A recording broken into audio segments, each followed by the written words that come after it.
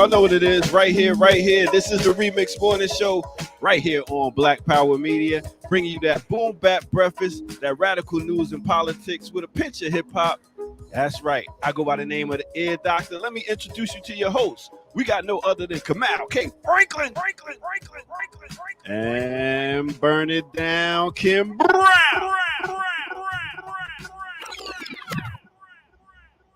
Good morning, good morning, good morning. Yeah. Good morning. Good morning. How's everybody doing? Doing well. Good morning. Good morning. Happy Thursday. Remixers, Black Power Media. Yes. Listen. I just want to let y'all know. Oh, shit. Kim was outside last night. You got proof? What? You got proof? What? I don't believe it.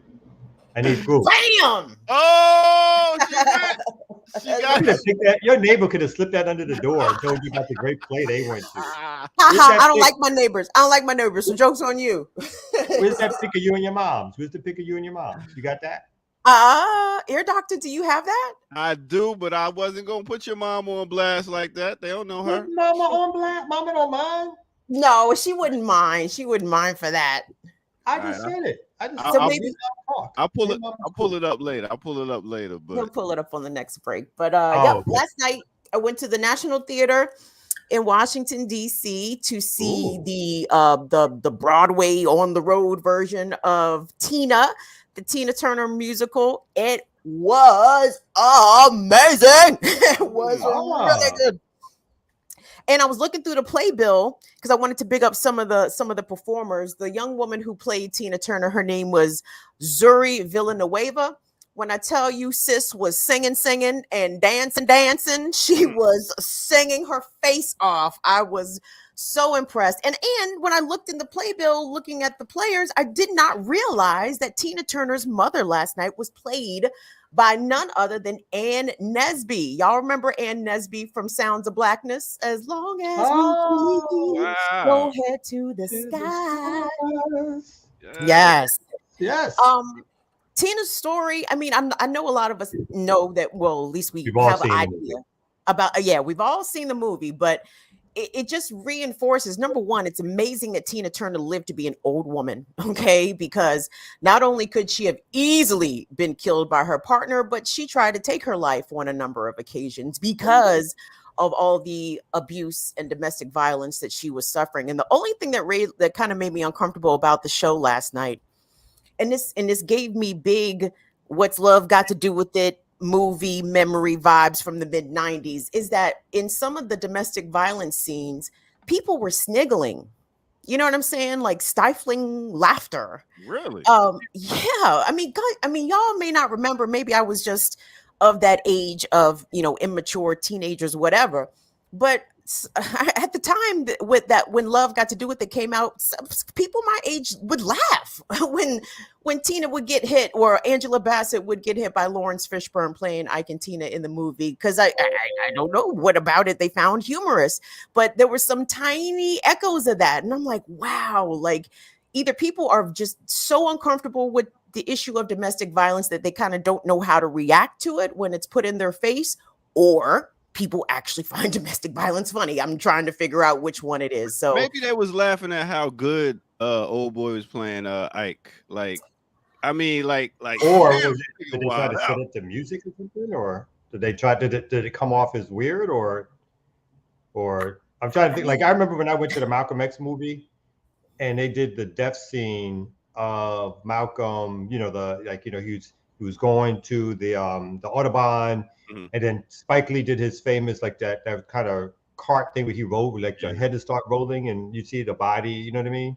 And so people started snickering then, but that was because it was truly bad filmmaking, right? It was just like it broke the tension of whatever he was trying to create. So I don't know if they broke the tension of what somebody was trying to create, or just people were just stupid. I think people were just stupid, because I can't see in any way where, someone getting slapped or beat or shot at. I mean, shoot, there was a scene there when Tina was, in Vegas struggling, right? I mean, she had a scene where in the musical where someone shot at her and she shot back. You know what I'm saying? So anyway, I just can't see the scenario in which any example of domestic violence is humorous, but it's interesting the ways in which people react. Well, speaking of, it is big up to all the sisters out there and guys that's out there. It is Domestic Abuse Month, I believe. Domestic violence, yes. Yeah, there you go. It's that month right there. I see even my niece, she posted showing how some guy she was with got in a fight with him, and I was like, it's very brave for a lot of these sisters and brothers, because I know a brother that used to get wailed on by his lady. So big up to all the people that's putting a story out there for us to see. Yeah, and I'm glad that you mentioned that, Ear Doctor, because I think it's important. I mean, I think men can see how obviously brave and courageous it is for women to speak out about surviving domestic violence. I think it's important for the brothers who survive domestic violence to speak out as well. And I know there's a machismo element there. Men don't want to admit that they get beat on by women. I too know a survivor, a male survivor of domestic violence who, you know, his woman treated him horribly and would, you know, react physically against him. And anyway, so I think that's a crucial part of domestic violence that is not spoken about enough, and it's incumbent upon the brothers who survive those or who have awareness of those who have survived it to talk about that as well. You ever been slapped up, Kamal? Numerous times. I'm sorry. never like you think you better than me because you like never that. Right, Kamal, again, Kamal, I can't see you inciting someone to anger that would want to strike you. I know. There's been that's not the case. No. There's plenty of people who wanted to put hands on me. You know what I'm saying? Yeah. None have successfully done so. You know, I passed my teen years. Let's put it like that. I had a woman come at my neck because I wanted to break up with her. It was very weird. Did she attack you or try to? She tried to go for my neck. I was like, he's like literally. He's like, literally went for your neck. I was just like, yo, I don't want to be with you. And when they get some of the cooking, they want to stay around. Oh, wow. A euphemism for sex? Cooking. I'm gonna let you deal with that one right there. I wasn't sure what you meant. He was like, you know, when they get cooking, you know, he lowered his voice. You know, when they get the cooking. It's open to interpretation, Kamal. It's open to. Yeah, but big up again the cast of Tina the musical. If it comes to a town near you, I absolutely recommend it. And it just was a reminder. Woo! When I tell you, them stage performers, them theater performers, Kamal, who is fucking with them? They are singing, they are dancing, they are acting, they are costume changing, they are set changing. Like, I mean, it was a marvel to watch a live stage performance, because you could tell how much work is involved. You could tell how much talent and skill and how well rehearsed they are. I just love, I love these people singing. No, it's a lot of work that goes into that stuff. Yeah, just the choreography to make sure you gotta get off and on stage, like you said. Bless you. Oh, that's a lot. That's a lot. Bless you. Sorry about that. There's a lot of work that goes into all that stuff. So, I mean, you know, I can't remember the last Broadway play I've seen. Oh, the last thing I saw on Broadway was a deaf poetry thing. That was like, this is over, well, it's not obviously, but it's over like 15 years ago. A good friend of mine, they put some poetry thing on Broadway. It's the last poetry thing I've ever went to in my life. I think people have heard how I feel about poetry, but it was my friends I was supporting. But it wasn't bad. They had people like, I'm not gonna remember their names. Let me not even try. Yeah, they were just people up there who were poets who are somewhat well known these days. But yeah, and Broadway is always fun. Theaters can be fun a lot of times and stuff like that. Particularly when in your case, you had an audience that kind of broke the moment, which is always disturbing when people do that. But when you got an audience that's in it, or like it feels like you're part of the show, or you're just like really digging it, then it can be a really cool experience. So. The only show I've actually seen on Broadway in New York, and I almost don't want to even call it a show. I saw Mike Tyson's one man show. Oh, how was that? It was really good. It was really good.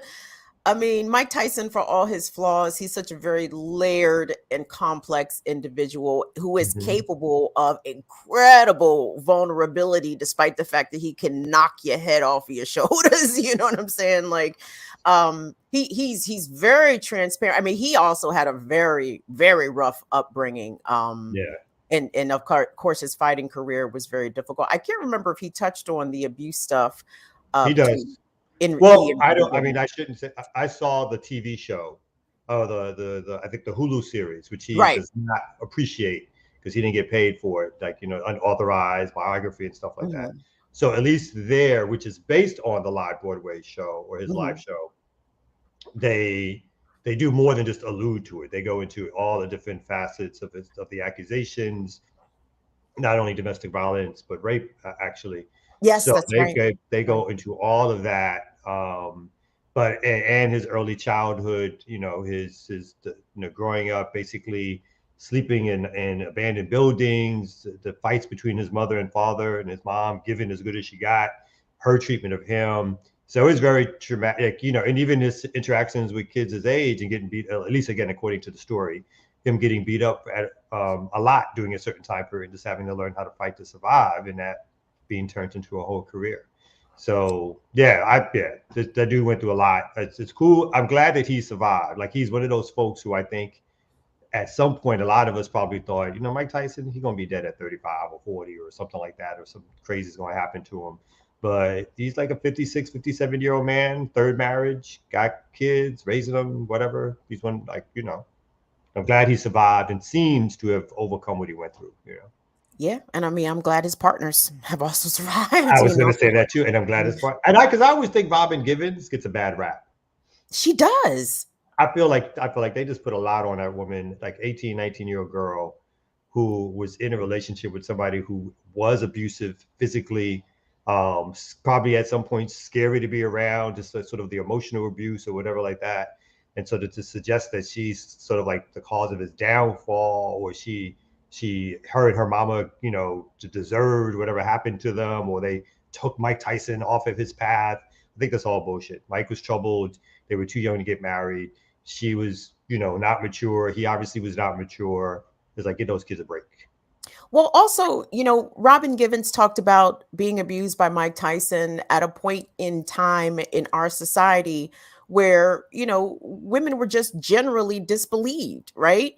People would look and be like, what do you mean Mike Tyson used to beat you? Why didn't you leave? Like, that is the famous fucking last words. And I think now we have a better understanding as to why people do remain in abusive relationships. It's not necessarily, it's not always their choice, or they may not have the ability, financial, emotionally, otherwise, to just up and leave. But I just feel, she was really smeared and maligned by the press. I know, within the Black community, like, Mike Tyson is sort of a touchy subject, because I remember very clearly when he went to jail for rape, and the conversations and the messaging that I was hearing from adults around me was, oh, she was lying. Why did she go to his hotel room 2:00 in the morning? And it's like, God damn, like the black, I just remember, not being able to verbalize it like this, but as a little girl, I was thinking, God damn, Black women can't catch a break out here. Like, shit, we just lying about everything, huh? We just it's not like people want trauma. They want so much for Mike to, and you get the natural impulse of, like, Black man pulls himself up, comes from rough background, successful in something, seems to be like obviously like a powerhouse in the ring. Puts on great fights, knocks motherfuckers out in all of like 10 seconds. So you get some of that instinct for people to root for somebody. But it was just like, I was like, can somebody get a fair hearing? So Mike is capable of everything else that he's done in his life, but this somehow seems completely out of the ordinary for him to even be capable of, to give the benefit of the doubt, to shut the fuck up, to not use all that. Like, even folks like Farrakhan were saying things like, you know, like the woman will bring you out your nature and all that kind of bullshit. It's like, yo, folks are losing their mind over Mike Tyson. Which is why, you know, in one weird way, it's why he probably still to this day is able to get those second, third, fourth chances in terms of being back in the celebrity limelight, because people think, unlike like Holyfield, right? No one holds the reverence for Holyfield. Like, you know what I'm saying? Like, no one, he was the heavyweight champion, probably even longer than Mike or whatever, but no one harks back to the time when Holyfield was in the ring and dominating and shit like that. Right. People think of Mike Tyson as like, you know, that was like some glory years for boxing, and shit, like, or a reestablishment of glory years for boxing. Yeah. I mean, it's strange times. We definitely live in strange times, but I'm glad to see you. Big up to all the remixers that are checking in with us this morning in the chat. Come on in, please give the video a like and a thumbs up. We are knocking on the door. Have we crossed the 20,000 subscriber yet? The last time I looked, we hadn't crossed yet, but we were pretty close. That was my Larry David impression. Pretty close. So let's go ahead and cross that threshold. Tell everybody, tell a friend to come on over, subscribe to Black Power Media, support the channel, patreon.com/Black Power Media. You can give us some bread, either via super chats, become a member of the channel, or you can donate via Cash App, $ Black Power Media. We're trying to keep the lights on and trying to make sure that everybody I'm trying to paint the room so it's not all yellow. I was like, I figured out. I was like, oh, the room is yellow. That's why I left yellow. No. Otherwise, my natural darker hue would be showing, and we'd be all, leave it alone, Kim. I don't think so. I like yellow rooms. You have a yellow room. Jackie has a yellow room. I have a yellow room. I love yellow as a color in rooms. Apparently, you like red too. You like the red light special because it's like it's not really red. So this is what is it? It's orange. It's an orange-ish, a burnt orange. I'm from Brooklyn. It looks red to me. I can't orange. You know what I'm saying? I don't know what the hell that is. Sir, you just started eating vegetables 10 years ago. Exactly. If it wasn't in my chicken fried rice, there's no reason to have vegetables. You know what I'm saying? Yeah, that's why you need carrots for your eyes so you can see better. That's burnt orange, buddy. All right. So, yo, speaking of plays, I actually did a play or two. I am a thespian. Yes. A what? A thespian. You're a lesbian? Well, I am that too. I couldn't resist. But I like women. But I actually did a play like 10 years ago, a Kwanzaa play. What? Who was you? Kuji Chagalia? Hey, listen, I was the MC, I was a rapper, and I did a song. Y'all want to hear it? Yes, I do. Here it go. Oh, hold on. The name's Unaka. I deal with the Guju Saba. The seven social and spiritual principles of Kwanzaa. The first one we honor is emotion and unity. The language that I speak, East African, Swahili. But really, it's about race, family, community. Coming as one, living in harmony. Kuji Chagalia, self-embracing. What the meaning of the word is self-determination. That's like facing the mirror, defining who you really are. And speaking your mind, because you are a superstar. That's all I'm going to give you. Book. Yes.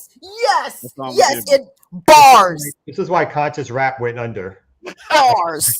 Yeah, that's why people don't listen to conscious rap and shit like that. It's like it's corny, right? Yeah. No, I liked it. I thought that was good. Ear Doctor. I love your voice. I love your MC voice. You got a good delivery and everything, man. People like to hear about street shit. It's things like that.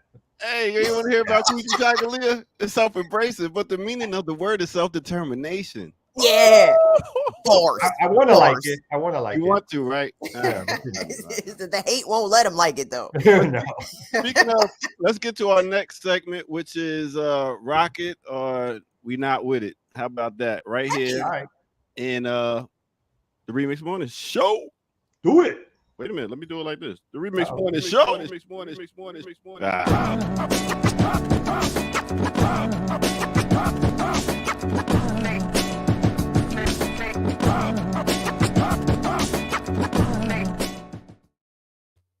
Yo, what's good, everybody? Welcome out once again to the Remix Morning Show. I go by the name of the Ear Doctor. Like Kim said, make sure y'all like, subscribe, share. We trying to hit that 20K mark. We need to do that today. Let's get it. Tell somebody, let's do this. You know what I'm saying? It's a big benchmark. We've been here for about 1.5 years. You know what I'm saying? And we love rocking with y'all. We want to continue doing that. All right, with that said, I always say, yo, listen, I want to see if a song is hot. Y'all like it, send it in to me. And let's see. I don't even want to be the judge. I want to see if y'all like it. So what we going to do is we going to rock with it or we going to not be with it. So let's go ahead and get to it. This song right here is by a artist that goes, well, the name of the song is Monkeypox. And let's see the artist's name here. I don't even see the artist's name, but it was sent by Boykins. That's right. It was sent by Boykins. He said, yo, see if you like this. So I said, let's see if we like it. So let's roll with it right here. It's called Monkeypox.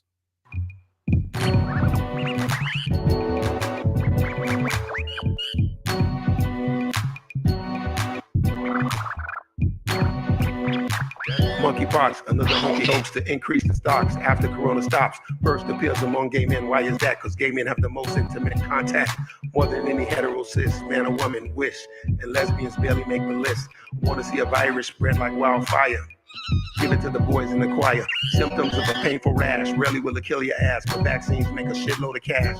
After doing the most with the flu, they vow to make viruses and vaccines out to watch you. Bad orgies in laboratories, but no splicing. The profits of big pharma types. Why call it monkeypox in the first place, knowing that it didn't even come from apes? It's not called monkeypox because it comes from monkeys. It's called monkeypox because it comes from monkeys. Their anti-black campaign label anything that's negative and associated name. Centuries of racist tropes of African people as primates created this climate where white folks name a disease from Africa, derogatory slur just to incur laughter, psychopathic personality of Urugu, Afro-pessimism from me to you, more random rhymes and thought crimes to raise the contradictions. Till next time. All right, till next time. So you gonna rock with it or you not with it? Let me know. This is the Remix Morning Show. Right here on Black Power Media. Now let's get back to our hosts. Yeah.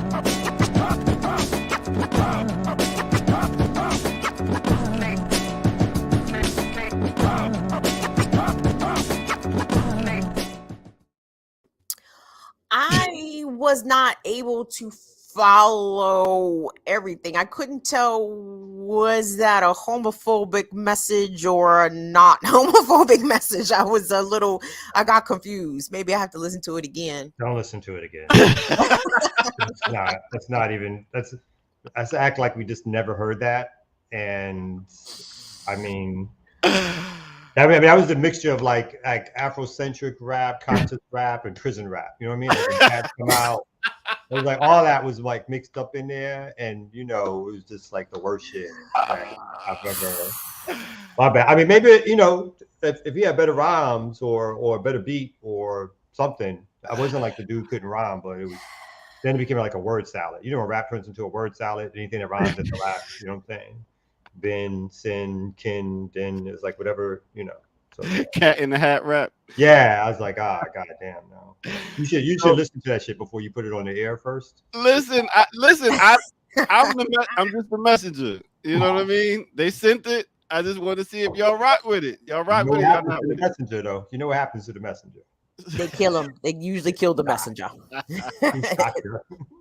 So it seems that y'all are not with it, as we got tomatoes being thrown in the chat room. Well, the Coochie Chagalia rap was a little better than that, Joe. Exactly. No, sir. A lot better. But now all of a sudden I want to go back to preschool rhymes. Exactly. But yo, that's your break for the day. Rock with it, not with it. That's up to y'all. I'll catch y'all later. Peace. Thank you, Ed Doctor. All right, y'all. It's the Kim and Kamal show. Oh boy. You never know. Yeah, that could go either way. But is it time to slap at the map of the? Slap at the map. You gotta send me some stories too while we slap the map. I got stories up, but I know how you like to send stories and yell at me when I don't get them up on time. So there is one story that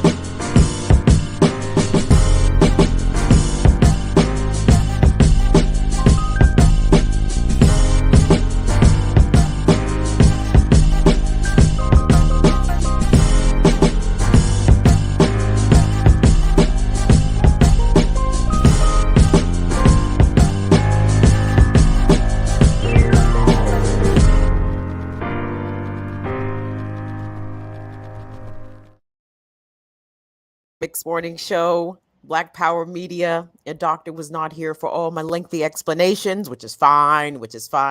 It's Kim Brown and Kamau Franklin here, y'all. Subscribe to the channel, like the video, and let's get into this morning's news. What you got for us today, Kamau? Well, I want to start off with just how badly folks are doing. Just another indication of what may lead to a recession, if not more. So here's a story about how consumers use buy now, pay later apps in order to buy basic things like food, gas, and clothes. It says more shoppers are using apps like, and I don't know this app, Klarna, Afterpay, and Affirm to buy now and pay later for necessities as rising prices stretch budgets to the limit. Am I quoted in this? Because I use all of them. you use all of them? I use Afterpay, Klarna, Affirm, not for food, thankfully, but for clothes usually, yeah. Like if I'm trying to, these basic kind of credit card type apps, or like how does it work? So it's just connected to your debit card. So I just ordered something from Nordstrom Rack. You know, it was $160. So it breaks it up into 4 payments. So you'd make a payment the day of the purchase. So what's cool about it, because to me it's digital layaway, and I am of the layaway age. I used to buy a lot of things on layaway when I was younger, and then layaway went away, and now it's back in this new form. But anyway, so you make a quote down payment, and then every 2 weeks they charge you, the next fourth of the installment out of 4 installments. But what I like about it is you make your first payment and they send you your stuff. Like back in the day, layaway, you couldn't go get your shit until after you paid it off. You know what I'm saying? True. So obviously, it says after 2 months, Israel Connolly, a part-time grocery worker in Flint, Michigan, was in the checkout line at Walmart staring down a $400 bill. Connolly had recently lost her full-time job as a recruiter, and with a lot less money coming in, $400 was a lot to handle all at once. So she paid for her purchases with, is it Klarna? Klarna, a buy now, pay later app that divided the Walmart charges, as you said, like into 4 payments, paid every 2 weeks. And it says it definitely helps me a lot with bills instead of taking it all out at once. And I don't have to use my credit card. I'd rather not be in debt with people. But later on, it says a survey by the company last month found that 61% of consumers nationally have used buy now, pay later apps for groceries, household supplies, and other staples, up from 44% in September. Half of those shoppers also said they have relied often on such services in the past 6 months, with 89% of users paying off 1 to 3 purchases at a time. So do you get charged interest when you use the apps? No. So, but I've never also defaulted on a payment, so I don't know what that looks like. If you fail to make a payment, I would imagine that they would charge you some sort of insane interest rate, but I don't know what that is because I mean, so I use it, but still, you can't overextend yourself because you will fuck around and have like all of a sudden 4 $40 payments, like if you're like doing a lot of online shopping, etc. So I think there is some sort of predatory catch to these services. If you fail to make a payment or default, I think it affects your credit negatively. I think there's a big downside to it if you miss a payment. And I think the bigger part of the story too is that folks are using it for basic supplies. So it's so it's not luxury items. It's not like big ticket things that you ordinarily wouldn't ever be able to afford if you had to pay it all at once. It's groceries, gas, clothes. So that's terrifying. Another indication. Yeah. I mean, to lay away food, to lay away gas, you know what I'm saying? Even this digital layaway, it's not the exact same concept, but the principle is the same. Like, is this where we are? We got to make where we are. Yeah. Make our grocery, our food purchases in installments. My God. That is exactly where we are. Yeah. I mean, I've never, and I think you're right. It reminds me of layaway, but it sounds better than credit. It sounds better than both those options, but I'm assuming you are correct that if you don't make a payment, then other things are bound to happen to you credit wise and interest rate wise and so forth. So we all know they can't come back and get them groceries, but they can do a whole bunch of other things to you. So people should be careful with that kind of stuff. And of course, I would imagine that, you know, lower income people are more likely to use these services than people who have means, right? So should people default on this disproportionately, it probably will affect Black and brown people. And I'm sure those studies are forthcoming because here we are. Okay, so the next story I got up here is some union busting happening Whoop. by Apple. So it says Apple interfered with union drive at New York City store. It says labor union. It says U.S. Labor Agency. No, So you don't say. So the headlines here is Apple accused of interrogating workers, barring union flyers. Complaint is labor board's first against Apple. It's the first against Apple. Company is facing union campaign in several cities.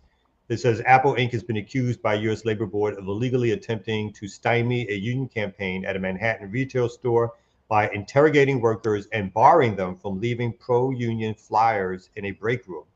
The complaint from the National Labor Relations Board claims Apple asked employees at the World Trade Center store about their support for the union, forced them to attend anti-union meetings, and prohibited flyers in a break room where allowed other forms of solicitation. The claim comes as unions work to organize Apple employees at several U.S. stores. A store near Baltimore, Maryland in June became the first Apple location to unionize, and a vote will be held at an Oklahoma City store next week. The complaint, which is dated September 30th, was spurred by charges that the Communication Workers of America union filed with the agency in May. Apple, in a statement on Wednesday, denied wrongdoing and said that it values retail workers. It says, we regularly communicate with our team and always want to ensure everyone's experience at Apple is the best it can be, the company said. And so lastly, I'll end on this. It says Sarah Steffens, the CWA Secretary Treasurer, said the complaint would help hold Apple accountable for its alleged anti-union activities. Apple has a choice, Steffens said in a statement on Wednesday. Does it want to be known for intimidating its workers and creating a culture of fear, or does it want to live up to its stated values and welcome true collaboration with all of its employees? It would prefer the culture of fear. It would prefer the culture of fear. I think Apple does not want its workers to unionize and will do whatever it thinks is in its means and methods to stop that shit from happening, including, that's just crazy when they make you go and watch those films that are about how happy you should be here, how we support you as workers, how beautiful things are, and how a union would just interfere with all this lovingness that we've provided for you by trying to make sure that you get a decent wage and some benefits and all that shit. You don't need all that. You just need what Apple gives you. You know what I'm saying? Take an iPad and shut the fuck up. I think it's either Amazon or Starbucks or possibly both. When the companies themselves make statements about the unions, they say, you know, we have a wonderful relationship with our partners, with our employees. We don't need a third party to interfere in the communications. And it's like, if you were actually having an honest communication with your employees, you know, then the union wouldn't be necessary. But the union is necessary. I mean, all these companies are playing out of the same playbook. And, you know, I imagine the National Labor Relations Board, I guess, does good work. I don't fucking know. Like, I feel as though it's almost a toothless agency. Like, there are consequences, but usually they're just financial. And what the fuck does Jeff Bezos care about paying a little government fine for his union busting? You know what I'm saying? Like, what? There is no, like, with teeth, no government intervention that is done to make sure that the workers are able to unionize without interference from the companies. You know what I mean? Yeah. Like, put them niggas in jail. put the union busters in jail. Like, there should be some sort of criminal penalty, not just some fine, because what does Apple, Google, Amazon, Starbucks, what do they care about a fine? Yeah, they'd rather pay the fine and pay the workers, right? They'd rather they do their own calculations. They're like, we'll pay this fine, keep all the rest of this money for ourselves and keep exploiting workers. So they'd rather do all of that than pay a decent wage. And I mean, and it's just so crazy the extent that they go through to stop folks from union organizing, like you said, and no one gets fired for it unless it's something extremely egregious. This can't be justified. Instead, they come up with these whack talking points or these their communications team. They get some consultants well, this is what you should say to the media, or this is how you should present it to the workers. And a lot of times it works. Particularly like here down south, there's a lot of folks. The union laws are hard. It's harder down here to unionize than in some other places. But on top of that, like the methods that the companies will go through with the backing of the state makes people scared, because they feel like these companies are going to just pack up their stores and move someplace else's, and whatever little job you have, like, you won't have anymore. And that's always the looming threat, is that these companies will just close down. They'd rather close down shop than pay people a decent wage. And that's the threat they hold over your head. Not only will you get fired individually, but none of you folks will have a job, because we'll just move it. So it's harder with high inventory or overhead places to do that.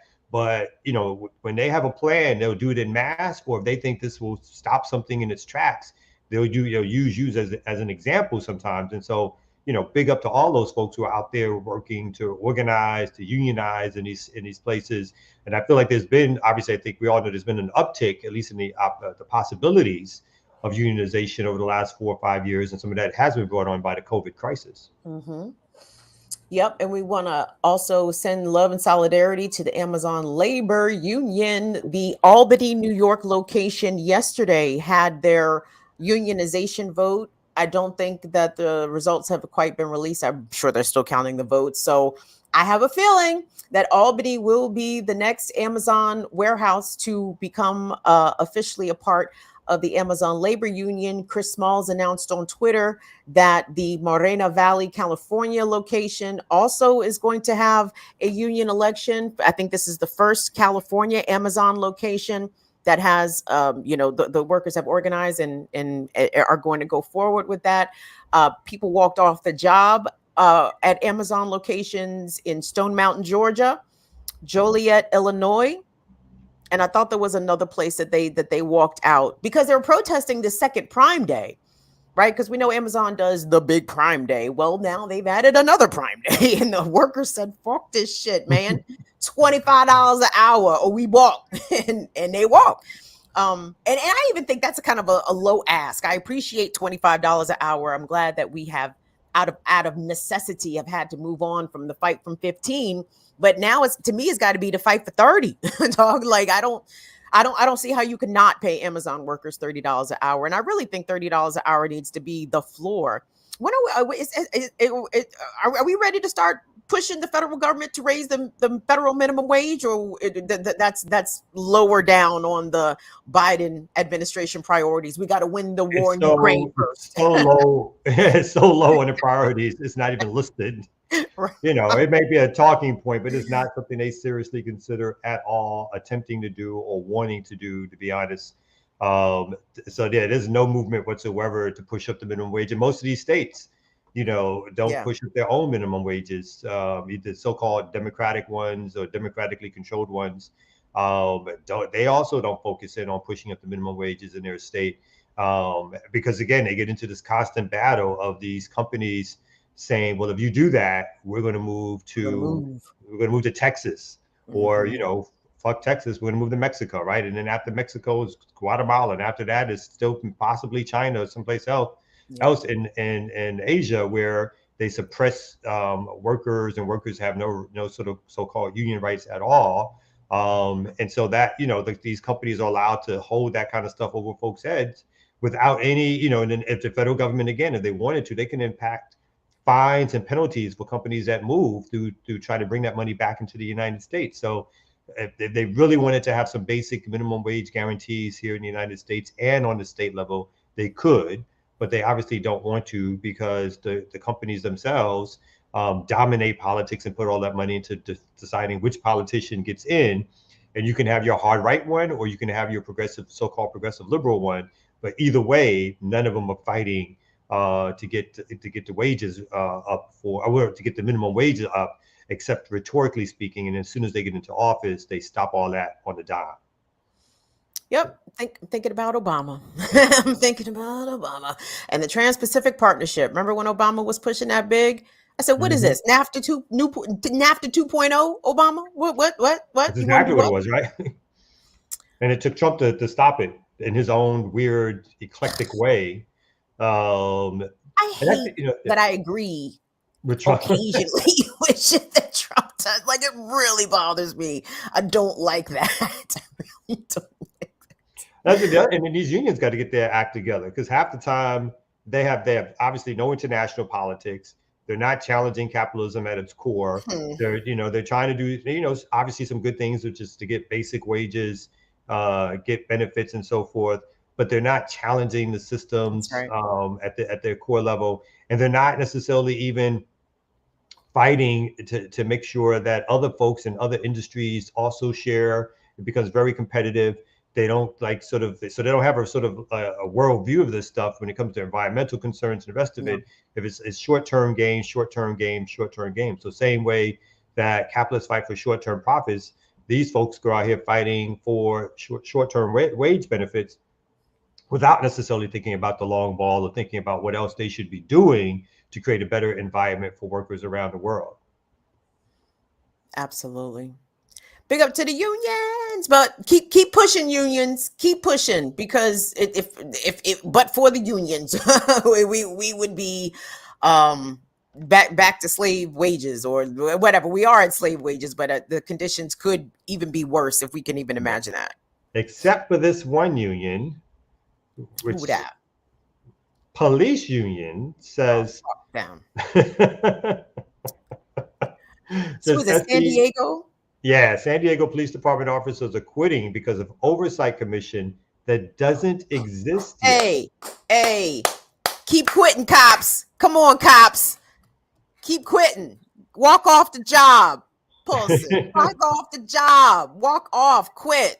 Be a man or woman or non-binary. Quit. It says city labor negotiators and the union representing San Diego police officers are at an impasse in negotiations over who can and can't serve on the Commission on Police Practices, the independent board that investigates allegations of police misconduct. At Monday's city council meeting, the San Diego Police Officers Association argued family members of current and former local law enforcement officers should be able to serve on the board, while city labor negotiators say that they shouldn't. They also split on whether individuals with a felony record can be appointed to the commission. Police union representatives say no, and city negotiators say anyone whose criminal record doesn't bar them from serving on a jury should be eligible. SDPD Sergeant Jared Wilson, the POA president, said the CPP, it's a lot of initials, which is yet to be fully implemented in part because of the stalled negotiations, was one of the reasons officers were leaving San Diego for jobs in other cities. He said the commission had a radical abolish the police agenda and that our cops are better off somewhere else. The city's lead labor negotiator, Tim Davis, said the CPP ordinance was very carefully crafted and balanced. He asked the city council to approve a resolution resolving the impasse, which would allow the ordinance to move forward for implementation vote at a later date. And it says Andrea St. Julian, an attorney and co-chair of the San Diegans for Justice, who authored the ballot measure that created the CPP, said she has family members in law enforcement whom she consulted with when working on the measure. There is nothing about me or my background that makes me anti-police, she said. Boo you, that's my additive. Councilwoman Monica Montgomery Steep, whose office oversaw the drafting of the ordinance, said guidance on the makeup of the commission came from the National Association of Civil Oversight of Law Enforcement, the leading authority on citizen oversight, and not from anti-police sentiment. And so it goes on from there. I don't think I need to read anymore. It's always interesting to me, though, that the police will be sort of hardcore in terms of their statements and their positioning against these kind of ordinances or against anything that brings oversight to the cops. Mm-hmm. Whereas the people who are trying to bring the oversight are constantly trying to reassure the police themselves that they're not anti-police, that this is a very moderate change, that we really don't want to do anything to harm you or hurt you or to make you mad, basically. And so please, can we get this little change in which will quiet the people in the street? And the police are always like, hell no. We don't give a quarter, we don't give an inch, we don't give anything. And these so-called folks who are advocating, They'll take the smallest crumb and then throw it at us as if they've done something fantastic. We've all seen these oversight commissions, the citizen review boards, and most of them overwhelmingly have no teeth whatsoever when it comes to prosecuting cops or doing anything to get cops fired. A lot of times when the review boards make these decisions, they go back to the police commissioner themselves, or they go back to a board which can override these decisions. And those boards are usually filled with ex-cops and folks who are pro-police. So even the smallest amount of intervention the cops are against, and the so-called advocates will be continually are satisfied with trying to present to us these little tidbits, which they say is going to make a difference in our lives, which do nothing to stop the police violence that's happening in our community. Why shouldn't people who have criminal convictions be allowed to serve on police boards? I mean, they have experience directly with the police, with the criminal justice system. They have the firsthand knowledge of the faults and the flaws within those systems, and likely have suggestions of how to improve them. Why not hear from them? Why not have the police boards, in fact, be mostly occupied by either formerly incarcerated people or people with criminal records? Like, I mean, I think it's important to have that perspective on these boards, but these boards are not meant for that, right? They are not meant for that. You know, the state of Maryland, I guess it's being enacted this year, but every county is supposed to have a police accountability board, a police review board. And here in Prince George's County, they are moving forward with selecting people to be on that board. But the Prince George's County Fraternal Order of Police, they don't want the board. they don't want it at all. And it's so interesting that an institution of policing that has such direct contact with the public does not want any scrutiny at all. They said, don't worry about what we do, and just authorize our additional funding and shut the fuck up. don't worry about how we doing this over here. We just doing this over here.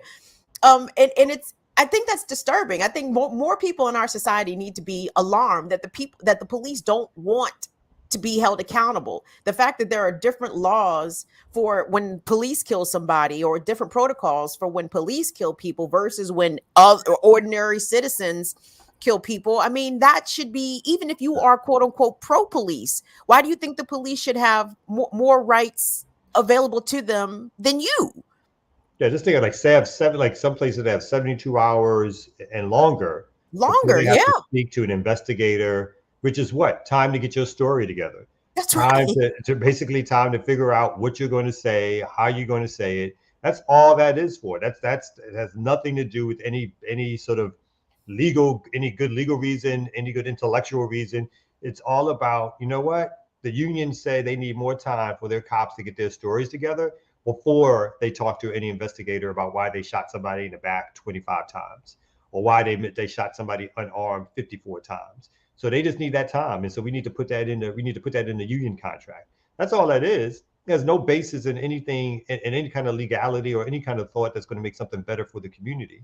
And then for them to argue in these boards that they're going that they want their family members to be able to serve on the boards, and that to be a rational argument that someone has to come back and dispute, as opposed to just rolling your eyes and being like, well, that makes no sense whatsoever, that your family members of the police are somehow going to be neutral or objective in making any kind of decision based on police misconduct. Like, that's just a farce on its face. And so the fact that they can make a proposal like that with a straight face, and that these so-called advocates on the other side of folks who are calling for police reform either feel the need or have to respond to it in some sort of quote unquote dignified matter, or anti-police, not being anti-police, this shows how ludicrous the whole goddamn thing is.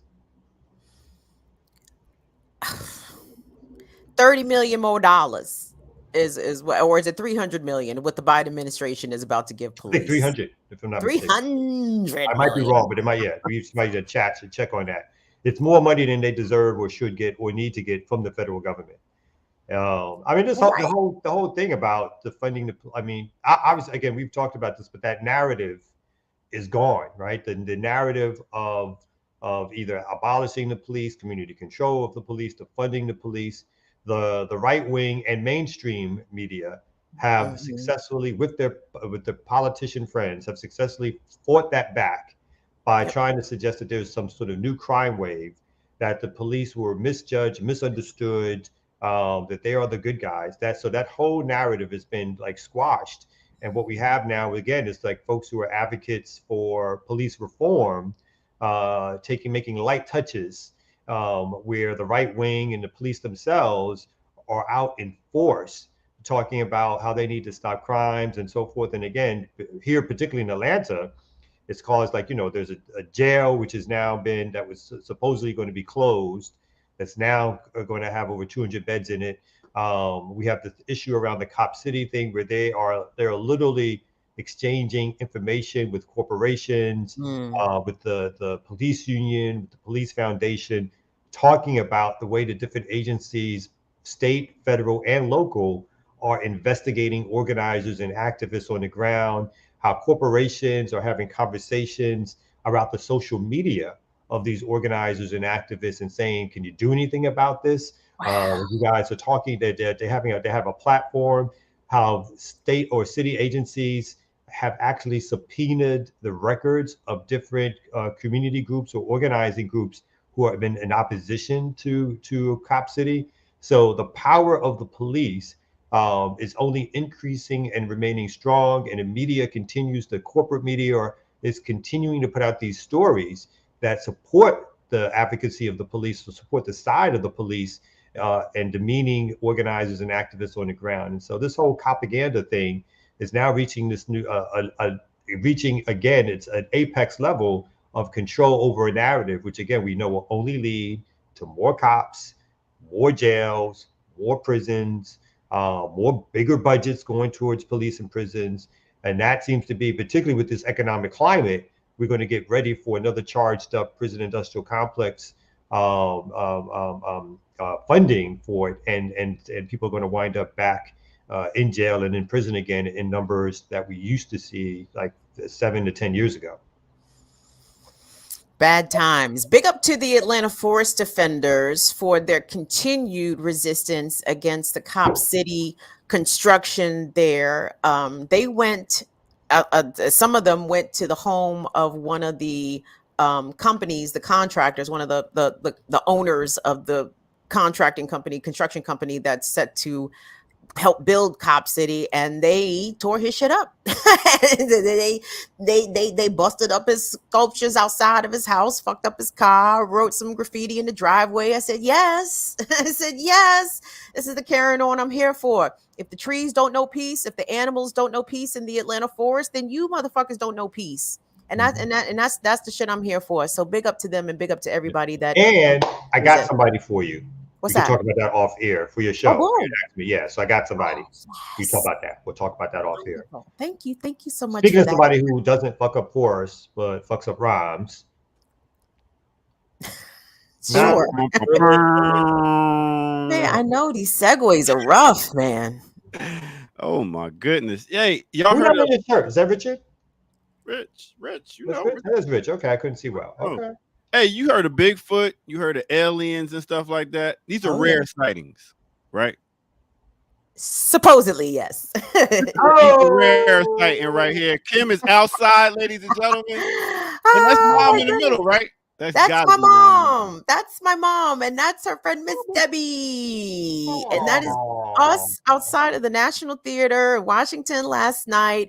By the way, downtown DC, a fucking madness. The IMF World Bank meetings are being held in DC this week, and traffic is nuts. It is crazy.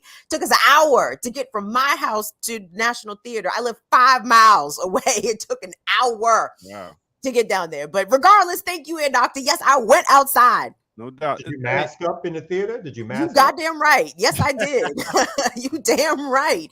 Broad was behind me coughing and shit. I said, ain't no way. I said, COVID, you are not jumping on me. Not tonight. Hey, your mom dating? All right, well, let's go to our break right about here, right about now on the remix. You won't stop talking about my mother, Air Doctor. I know she is, and clearly she is drop dead gorgeous. She is absolutely stunting. You guys, I should actually find a picture of my mom when she was, you know, in her younger years. She looked a lot like Halle Berry. She really did when she was younger. And she still Halle Berry look. Halle Berry. What you have a little Halle Berry look? Huh? I said you have a little Halle Berry look. Me? Yeah, Hardly Berry.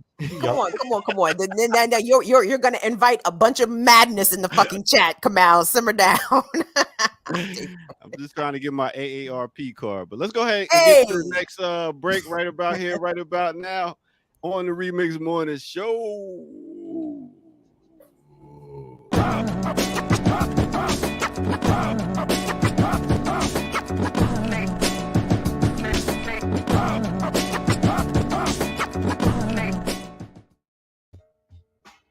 All right, as y'all can see, I am in the streets of NYC right about here, right about now. This is Black Power Media. Make sure y'all hit that like button if y'all haven't already.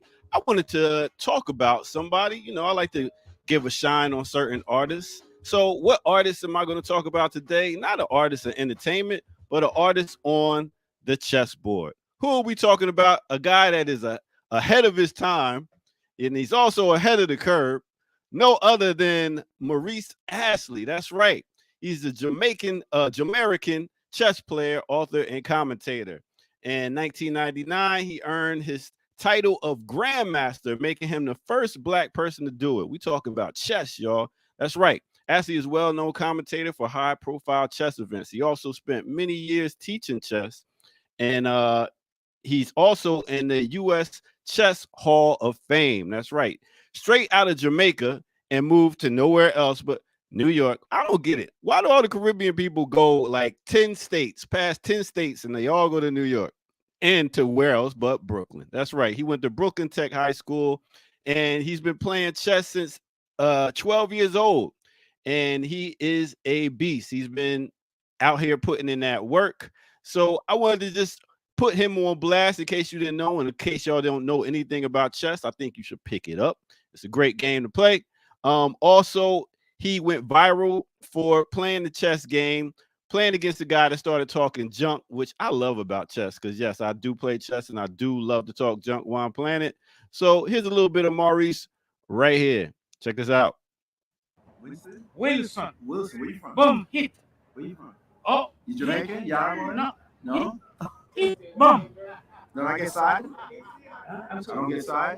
As Black. I mean, yeah, if you want to play Black, that's good. You hit, boom.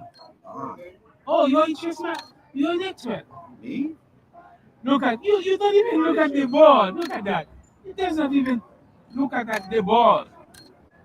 Yeah, you don't even look at the ball. Look at. Ooh, there's a lot of talking going on. That's right. Check him out, Maurice Astley, one of the greatest chess players. And speaking of, I have a guest coming on the next break who is also a chess master. We're going to talk about it, but right now, let's go ahead and get back to the Remix Morning Show crew. Yep.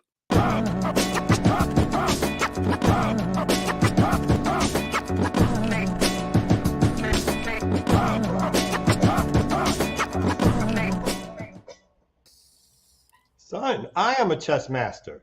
Really? Wow. Hey. Oh, yeah, I mean, mastered everything I do, but I love, I play a lot of chess. Like I saw that look, Kim. I'm sorry. I meant to keep that to myself. You did. My bad.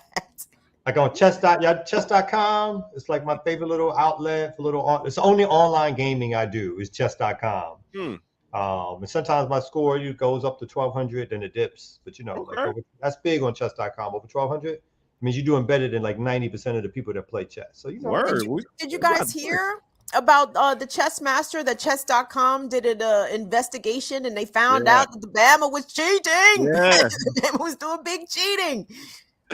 What are you doing there? Because they'd be coming back and changing my score. When someone sometimes you do something and all of a sudden I switched away to the screen and we came back to the screen and then they had somebody win. I was like, what? Whoa. What happened? I don't understand. What happened? We were just playing. They got to win? So I'd be mad at that. They'd be cheating on chess.com. Yeah. My score should be 1800. Are you guys teaching your children how to play chess? I taught my son how to play chess. I actually built a chessboard. I went to Michael's the spot and bought a bunch of pieces, wooden pieces, and put together, made a whole chessboard. And yeah, I get down. So we gotta play a game, Kamal. Yeah, I'll beat you. No problem. Somebody said 12. I said 1200 is not a chess master rating, but I'll still beat you, Dylan DeVille. You know what I'm saying? Don't challenge me on the chess. What's your chess? Your chess.com name. We'll play later tonight. Okay. Challenge. Yeah, I would love to see a Ear Doctor versus Kamal chess match. And Ear Doctor, you can use your overhead camera that you have for your turntables. You know what I'm saying? So we can all get a view of the board. Yeah. I play chess the way I play spades too. I will be shit talking during the whole chess game. I would watch that, actually. I would love to watch Kamal and Ear Doctor talk shit to each other while battling on the chessboard. Yeah. Hey, and speaking of overheads, ooh, good Lord. That guy's ahead of his time. Big up to Maurice Ashley. What's wrong with you? What is I'm gonna treat your fellow ball brothers like that. You know what I'm saying? Hey, I mean, he's ahead of the curve. But I'll check y'all out on the next break. Right here on Remix Morning Show. Boom. Let me send you this this little linky poo here. Anyway, I had some stories in yesterday's email that we didn't get to all of them. But what I just sent you, I think it's a little bit of a talker just because of the amount involved, guys. So we know that InfoWars star, I don't know what he is, leader, weirdo, big, he just looks like whiskey and Percocets and steaks, right? He just looked like whiskey, perks, and steaks. It's Alex Jones, y'all, from InfoWars.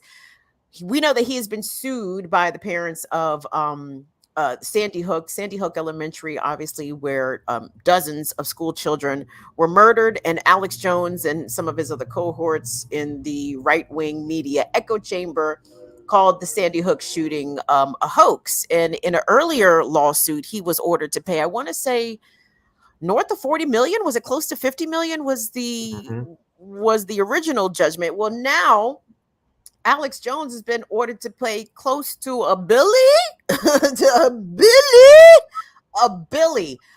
This audio and this video that we're going to see, this was posted by Newsweek. This is video and audio of the parents reacting to the judgment. Plaintiff Robbie Parker. A, defamation/slander damages past and future, $60 million. B, emotional distress damages past and future, $60 million. Total fair, just, and reasonable damages to plaintiff Robert Parker and against Alex Jones and Free Speech Systems at line A and line B, total $120 million. Initialed by juror number 1. To plaintiff David Wheeler. A, defamation/slander damages past and future, $25 million. B, emotional distress damages past and future, $30 million. Total fair, just, and reasonable damages to plaintiff David Wheeler and against Alex Jones and Free Speech Systems at line A and line B, $55 million, initialed by juror number 1. To plaintiff Francine Wheeler. A, defamation/slander damages past and future, $24 million. B, emotional distress damages past and future, $30 million. Total fair, just, and reasonable damages to plaintiff Francine Wheeler and against Alex Jones and Free Speech Systems at line A and line B, total $54 million, initialed by juror number 1.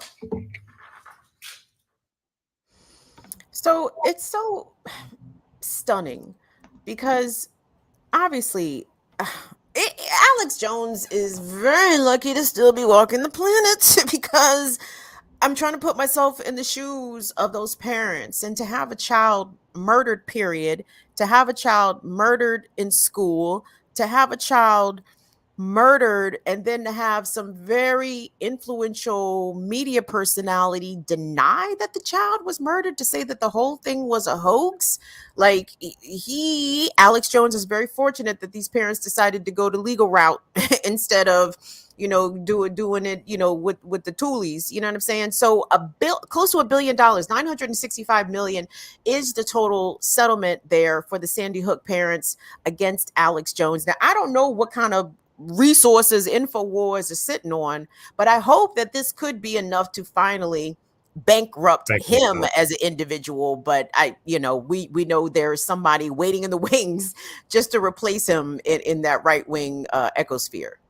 No, it's so amazing to me that this guy has such a huge audience, with obviously just putting out lies, things that are and it's not just lie, but things that are just so far out there. Yeah. That there's a sizable amount of people, obviously it speaks to the history of what this country is, but there's a sizable amount of people sitting there and agreeing with this person and saying, of course, this person is right, and we got to support this particular person. This person has built a literal career, a career that's like, again, that millions of dollars have been made. This person has a huge platform based on things like denying something that's so obvious on its face. So it's a remarkable place we live in terms of just like the craziness of seeing an Alex Jones be able to have that kind of quote unquote success, knowing that they're just peddling in bald-faced lies.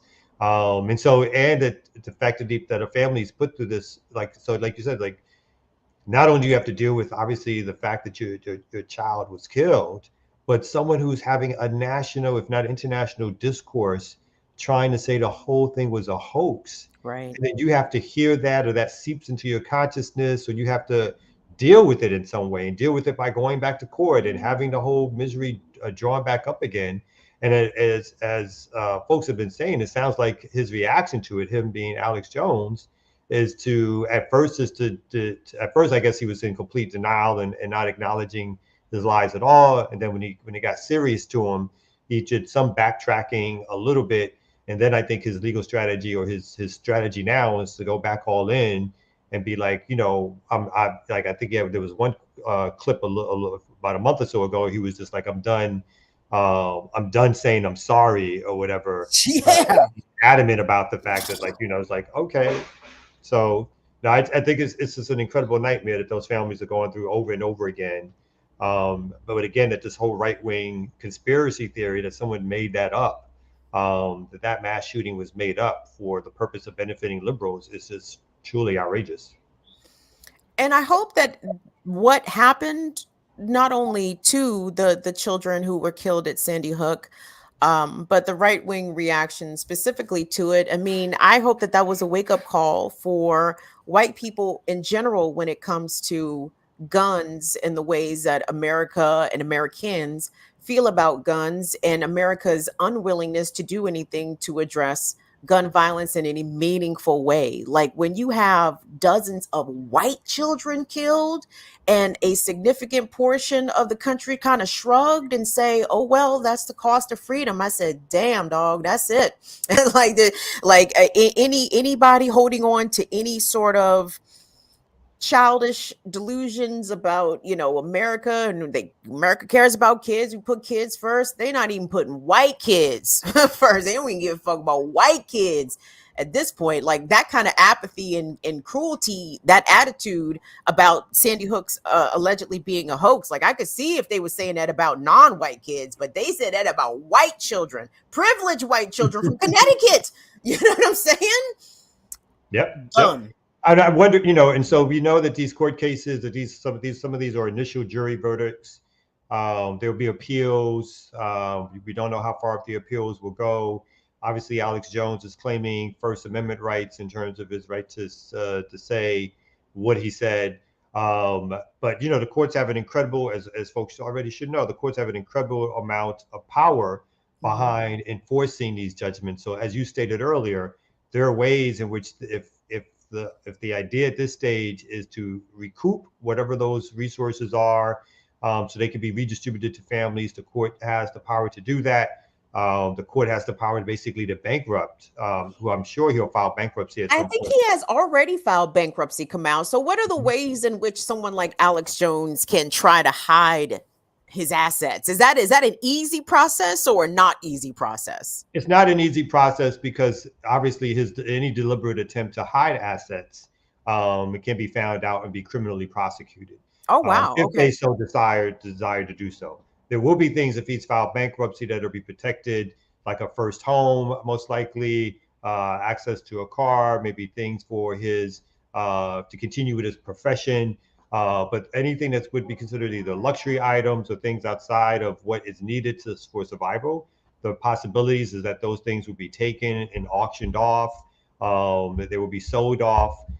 Bank accounts can be seized. Again, other assets can be seized. So there's a lot that can be done to punish this person, again, at the court's choosing. And so as we know, even with these judgments, the question becomes now about the enforceability and whether or not a client, sometimes clients are folks who are get settlements against them, what we call judgment proof, right? So it's kind of like, you can get $1 million settlement, but if I'm rubbing two nickels together, how are you going to get that money, right? So they put liens on future assets or incomes. But in this case, I'm sure they're going to be able to get something out of this person. But the question is, it doesn't mean that this person is going to go away. Obviously, this person will do what he can. He would do what he can to rebuild any fortune that's taken away, basically create another company and start all over again with another name. Maybe so I think there's other things that this person is going to try to do. It's going to be a whack-a-mole strategy of trying to take some resources or replenish some resources for themselves. But again, if the court is serious and it's not some right-wing judge on appeal that tries to knock this down, but if the court is serious, then there will definitely be ways in which they can enforce these kind of judgments to the extent possible and get some resources into the hands of these families. Do you think the scale and the size of this settlement will maybe have a chilling effect on the dissemination in the broadcasting of intentional misinformation? Like, do you think this will set some sort of precedent? Will regular people be able to sue media personalities for spreading false info? No. Okay. I can give you more elaboration on that, but no is sufficient. If you say no, I believe you. I think there'll be people who have developed, they have huge fortunes, or they built up big fortunes, so they might in some ways curtail some of the most outrageous parts of their conversation. But I think there's always going to be, if we look at Fox News, right? Tucker Carlson has now taken the place of several folks before them that would get outrageous ratings. So everything from what was the guy prior? Bill O'Reilly. There's the other guy that was in between. I forgot. Well, Hannity's still on. Oh, Hannity's still on, yeah. So but all of those folks have gotten knocked down a peg, but the machine keeps going because the machine knows that it has an audience that's either been cultivated to like this stuff or just generally likes this stuff because that's part of the culture of white supremacy, is to hear how aggrieved they are and to hear how their stuff is being taken away that they rightfully stole in the first place. And so there's an audience for that. That's a huge audience, particularly of white working class people. And as long as that audience is there, and as long as that audience decides that whatever resources it has, that it's going to give and or donate and or support those channels or those people, either through things like a Fox News, which will get advertising dollars because they got so many listeners or viewers, to an Alex Jones who will get not only advertising dollars, but again the personal donations of his fan clubs. This is just going to go on in a new form. And so somebody might get smart, but when you're talking crazy, smartness don't last too long. When you're talking crazy, you're gonna try to push the envelope as much as you can. And so I definitely, in 2 or 3 years, whether or not it's Alex Jones or the newest Alex Jones, there'll be more crazy comments and stories and things like this. I remember this might have been Alex Jones too. It might have been somebody else when they had the pizza shop that one of the few times I felt sorry for Hillary Clinton, I guess, that she was running some pedophile ring out of a pizza shop. And that became such a huge story in the right wing that somebody actually went to the shop and to quote unquote investigate. If I'm not mistaken, even may fired a weapon, but that became like a huge thing. So the fact that these crazy folks actually believe this stuff is one reason why it's not going away. It's just going to be put in somebody else's hands, and they're just going to take charge and do that all over again. So hate to see it. But love to see it. Yeah, run them pockets, Alex Jones. Run his pockets in and out. Fleece them jumps. I want to see the lint in them bitches.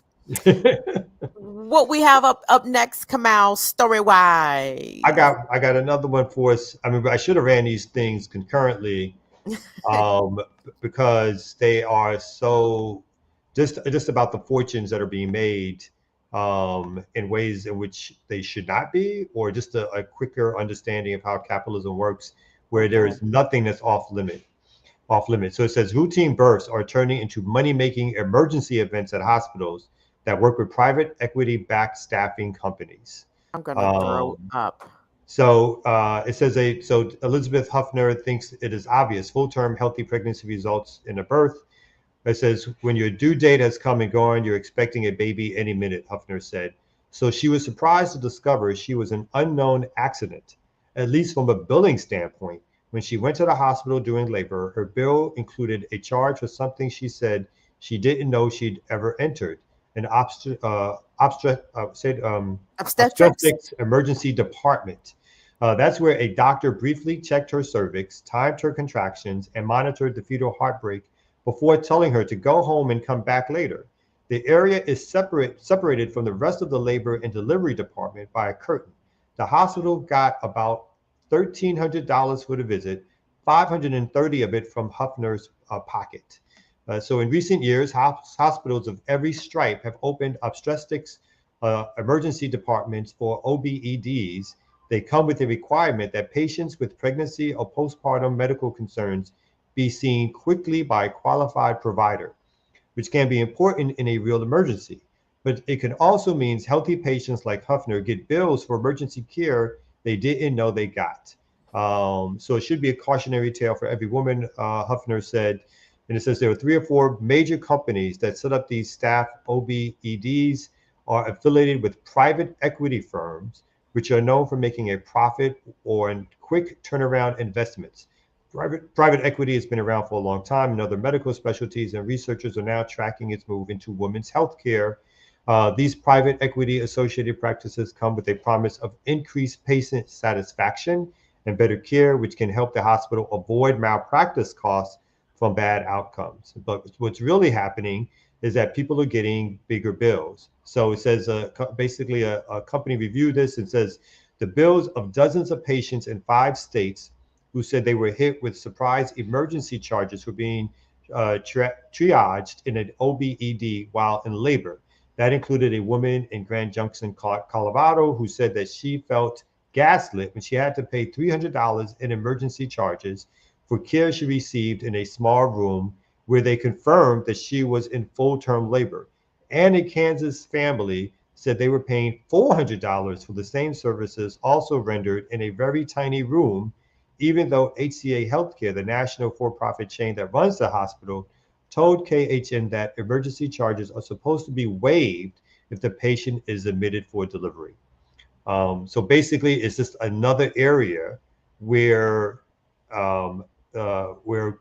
private equity firms are figuring out how they can overcharge and or charge folks for services that they never needed. And for the most part, people aren't questioning these services because they don't think that they have to, because they think these are just a natural part of their delivery process. Yeah, and so they don't find out until later on that instead of this being some part of a natural service, that they're getting these bills, and they're hitting them with like 300 here, 400 there, 500 here. But think about it, at that times hundreds of thousands, if not millions, of people across the country. Then that's huge dollars for the medical industry and for these private equity firms also. We don't have to look far to wonder why This is something white folks are concerned about. I think while the birth rate is down, it's down amongst white Americans, but I don't think it's down amongst non-white folks. But regardless, I mean, people are making conscious decisions to go child free, and I think these sort of financial stories help to contribute to that, because the average cost, I think, for a routine, quote unquote, routine birth in a hospital is about $10,000, right? $10,000. So you walking out of the hospital with your baby and a $10,000 bill, you already in the whole 10 stacks and your child is 2 days old. Ridiculous. But I mean, the fleecing of parents, of people who are just literally trying to do the most natural human thing, and that is to bring, life in the world. Well, whatever, but yeah, basically bring life in the world, and you're trying to extort that and exploit that for pennies, for hundreds of dollars, in the midst of a baby formula shortage crisis that we're still dealing with. It's not, you can't still find baby formula everywhere. I mean, it's just really further disincentivizing the way that capitalism truly disincentivizes procreation. You know what I'm saying? Like, I can't afford to keep my bloodline going. It took me 6 or 7 years to pay off my kid. That's basically what it was like. It's like, I had we had the hospital bill. We had to pay it down. Some very similar, like it was something like $10,000 or $12,000 that you have to pay down over years to get out of that debt for a regular birth. And that's and then the other way, this is not part of that story, but that we've known for years, like the amount of times instead of a natural birth that they're having cesarean sections, which are timed out to be basically on schedule with whatever the doctor's golf schedule is. And these are other ways in which they can schedule these things, make more money, charge you more resources, and bill you later. So it's whether private equity firms are involved or not. Obviously, medical care in the United States, it's all about the dollar. It's all about overcharging you for everything and anything. And this is what folks are having to deal with, like for things that should be, like you said, a natural experience, which shouldn't bankrupt you or make you have to pay more out of your pocket when you're having to look at all these kind of bills that are coming in and you never expected them in the first place. It's remarkable. And so in this whole abortion debate, one of the talking points coming from the right wing and GOP lawmakers is that there needs to be limits on abortion. We need to be in step with the rest of the world. We need to be in step with Europe. And in Germany, they only have limits on abortions at 15 weeks. Number one, that's not true.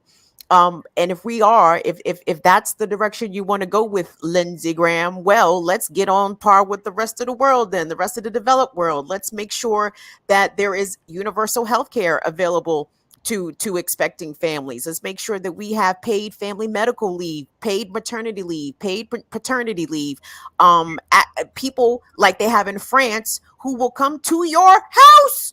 They will come to your house, paid for by the government, to help you with laundry, with food, with meal preparation. And they will do this for a year to help new parents make the adjustment to bringing a new life in the world. So when don't, I know we don't hear, but don't fool for that rhetoric. Don't believe the hype.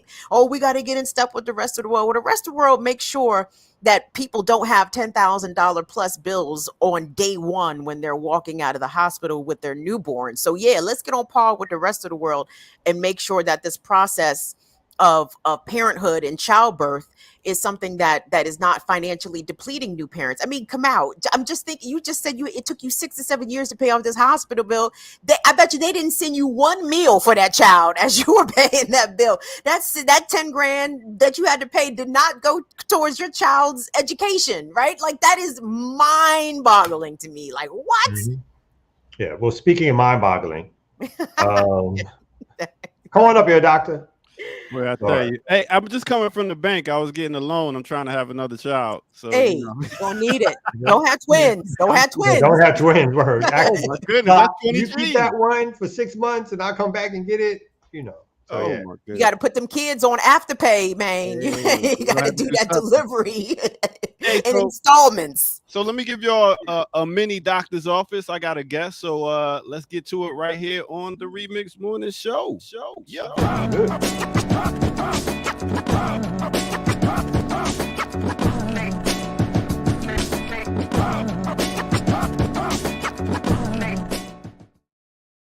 All right. Welcome out, everybody. Once again, this is the Remix Morning Show. I go by the name of Ear Doctor, and today I'm the student teacher, as you know, as I like to be.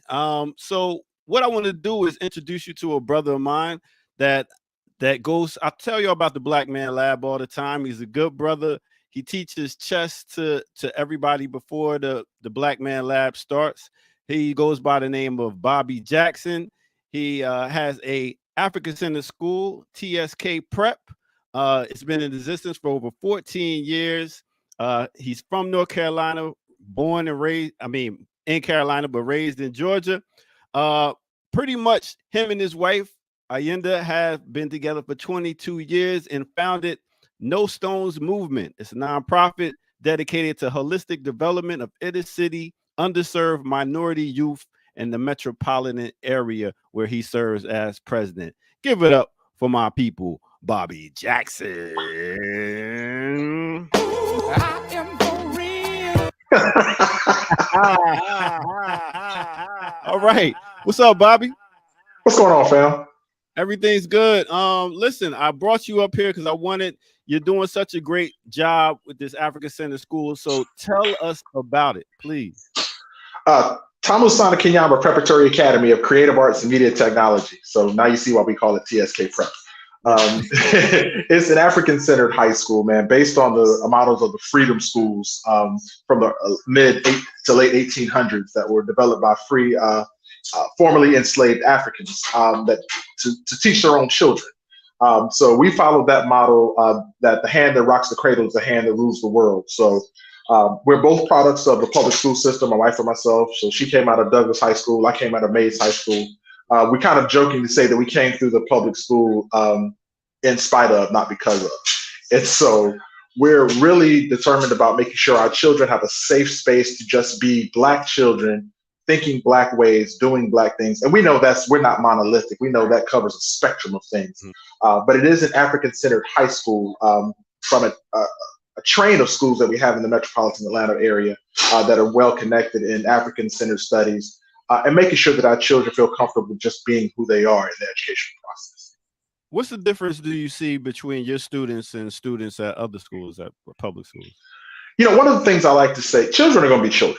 Teenagers are going to be teenagers. But because we are a lot more hands-on, we're a lot smaller, and that's by design.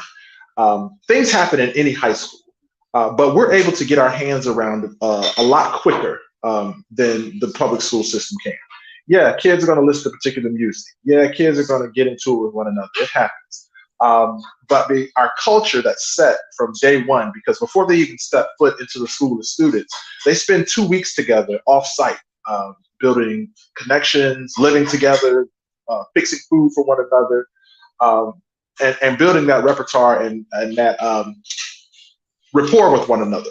Yeah. So that culture being set early in the game is a big difference. It sets the stage for the next 4 years of their matriculation. All right. And also with you being in the Black Man Lab, I talk about it all the time. What's your thoughts on the Black Man Lab, and let them know what we do there and what you also do at the Black Man Lab? Brother, I love the Black Man Lab. I haven't been with it since its inception, but I've been there since early on, the days of the basement of the church. And so watching where it's grown since then and how it just serves brothers emotionally, spiritually, financially. I still know young brothers that have gone to school and have gotten jobs because they came through Black Man Lab. And so part of the piece that I contribute is the chess program. We run a chess program through our school. It's called Name of the Game, Chess in Real Life. And it teaches life aspects through the chessboard, through the game of chess.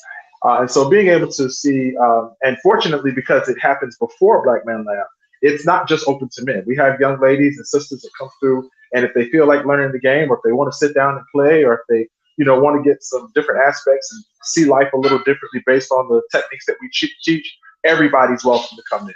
So it's a beautiful sight to watch people's brains start moving and how they see things differently.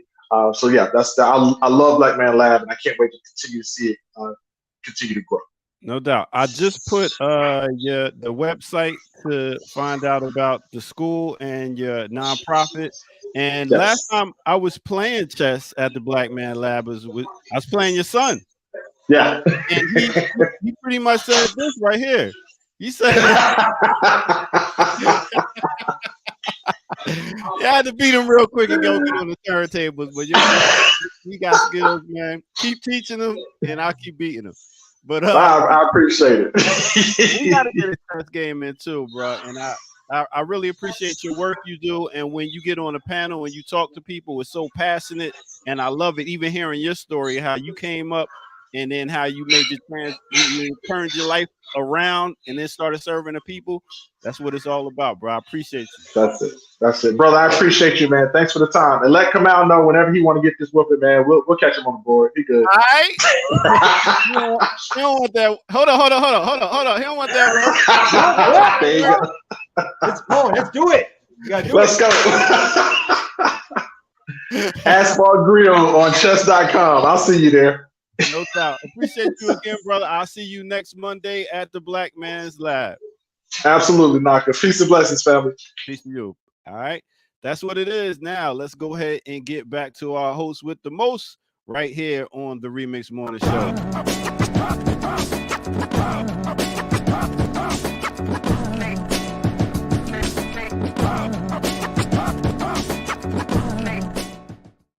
I love to see it. I love to see it. I'm gonna beat him so bad. He's going now. He's going, right? He's going.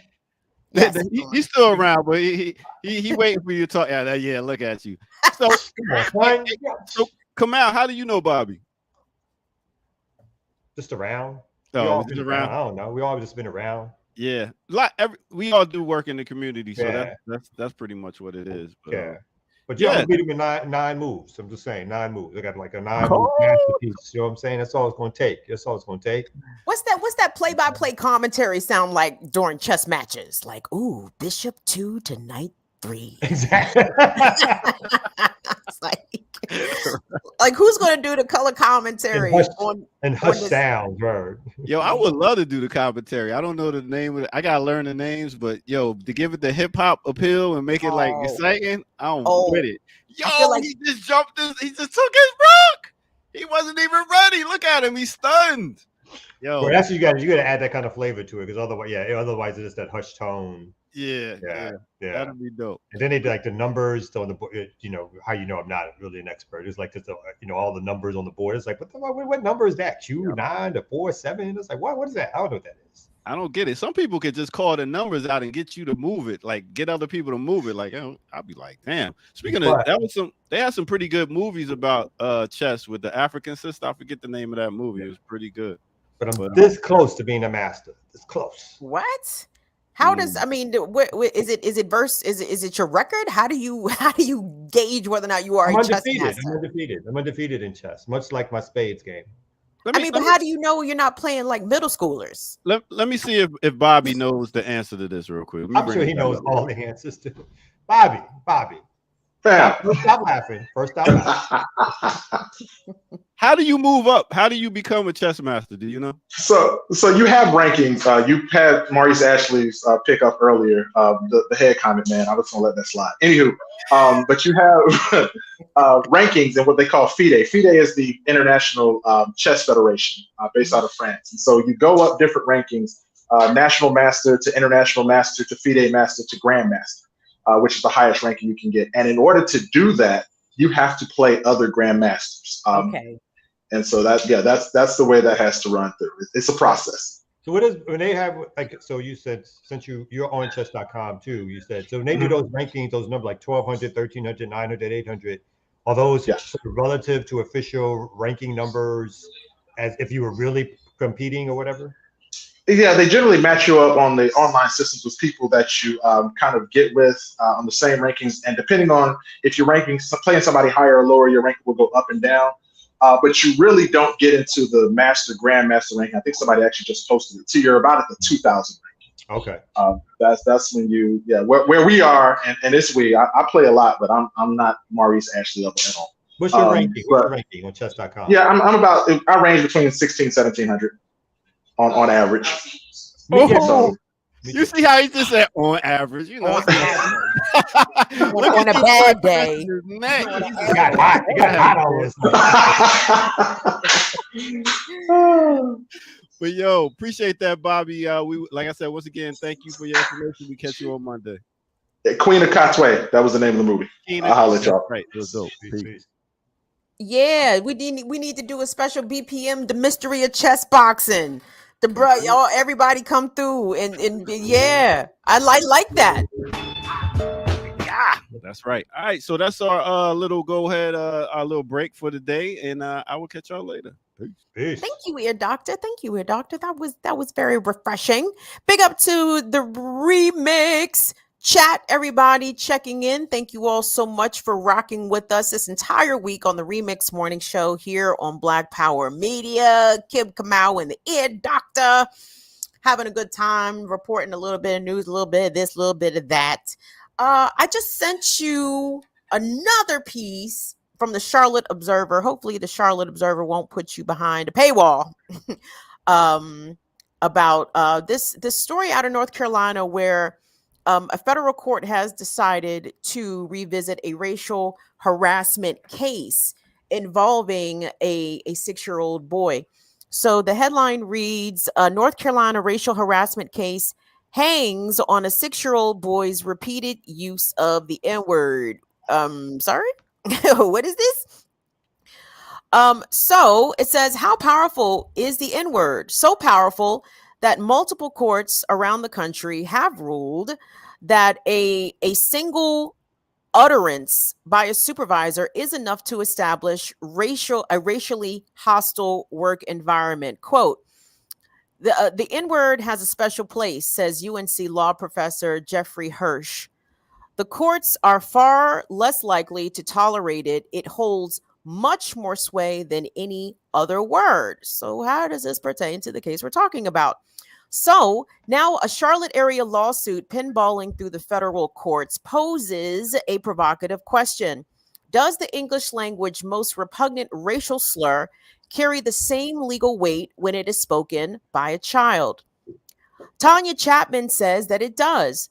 The former employee of an assisted living center in Rutherford County, which is just west of Charlotte, claims that she was targeted with the epithet 3 times by the 6-year-old grandson of the facility's owners. Oh, shit.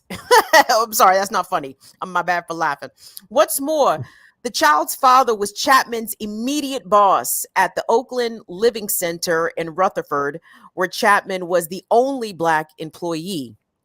She claims that the father knew of his son's use of the N-word from the start, promised that he would, quote, take care of it, but failed to stop additional incidents. In fact, the boy's first slur raises questions on whether or not the boy learned it from his father. Does it raise questions, Kamau? Are there questions? I mean, where I was 20, I mean, are we questioning? Did he learn it from his father? Did he learn it from his grandfather? Did he learn it from his teacher? Did he learn it from his mother? He could have learned it a variety of places, but it raises questions about whether or not the boy learned it from his father. The story goes on. It says, quote, Tanya, my daddy called you a lazy ass Black nigger because you don't come to work. The boy said in anger on July 15th, 2018, after Chapman refused to allow him to decorate more cupcakes for the center's residents, according to court documents.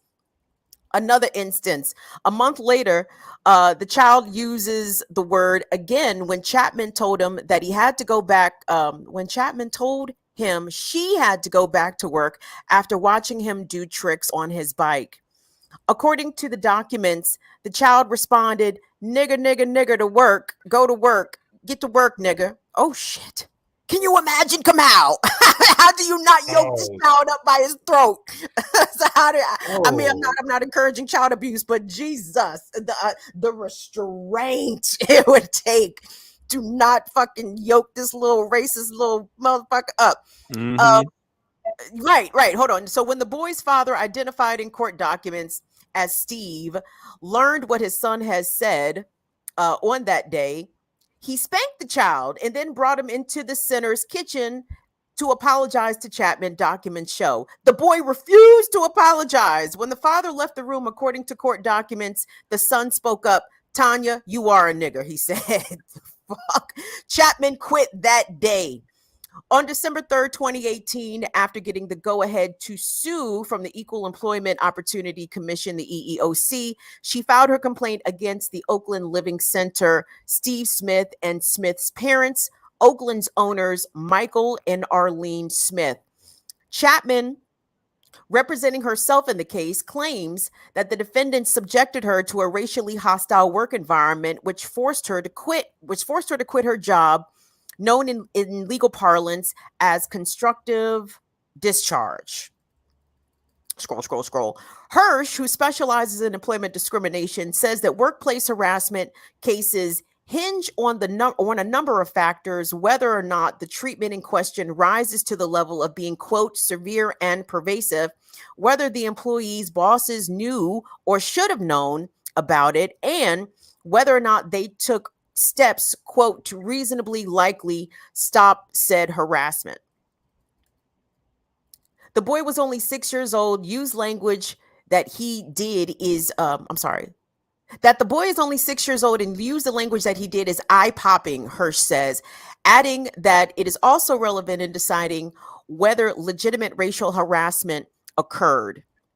So nonetheless, Chief U.S. District Judge Martin Redinger of Asheville threw out Chapman's claim back in November 2020, ruling in part that the boy's use of the racial epithet could not be assigned to Oakland Living, that Chapman failed to report the July incident to her superiors, and that she quit her job before giving her employers time to address the problem. But now the new news is a month ago, the Fourth Circuit Court of Appeals in Richmond, Virginia, which hears cases from the Carolinas, overruled Judge Redinger and sent the case back to his Asheville courtroom for additional consideration.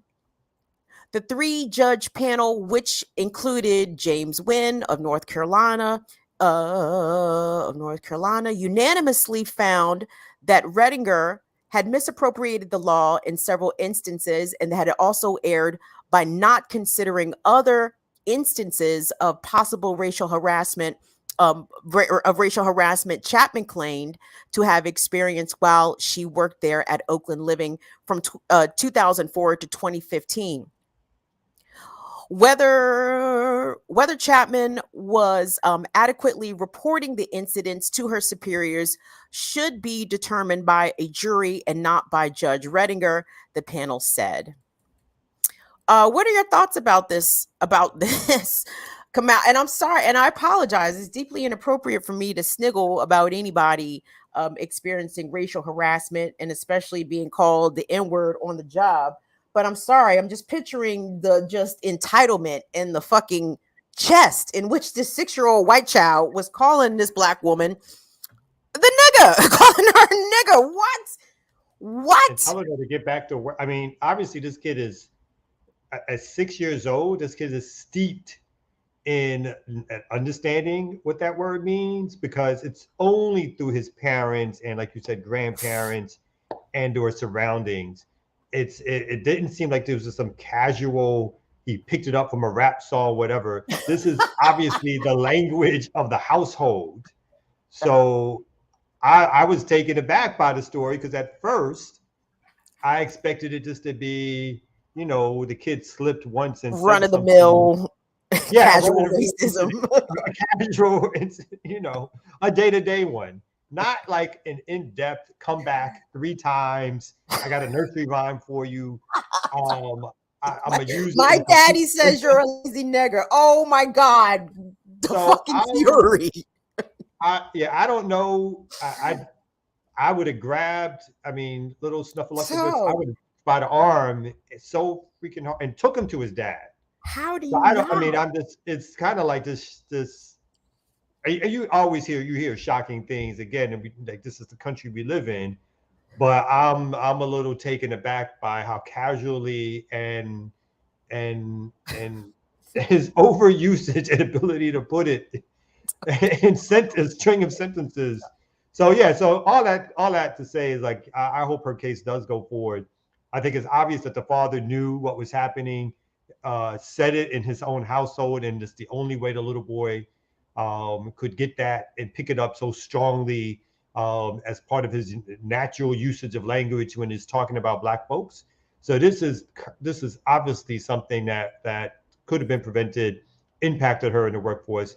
And I hope, she gets every goddamn dime coming to her, not only from the company itself that employed both of them, but from him, the dude himself. Her supervisor should be personally sued for bringing this kid in and for using the language and for doing nothing to allow this to happen. You know what I mean? Like this is well, the one instance they said that the father spanked the child and tried to compel him to apologize, and the kid refused. Kamau, he said, "I'm not apologizing, and you're still a nigger." Like what?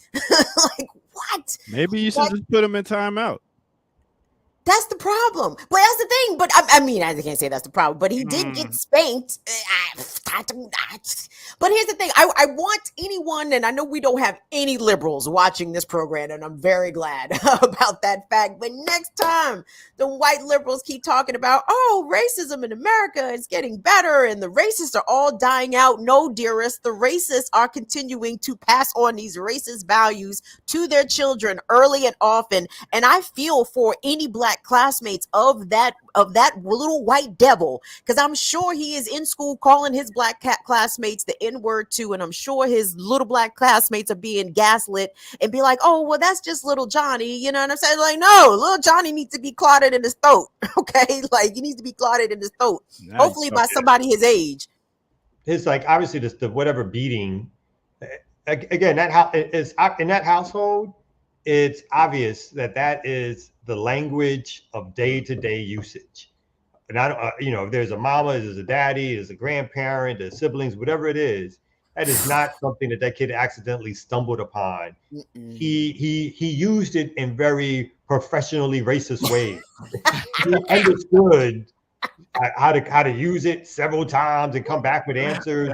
And again, the refusal, like you said, to apologize.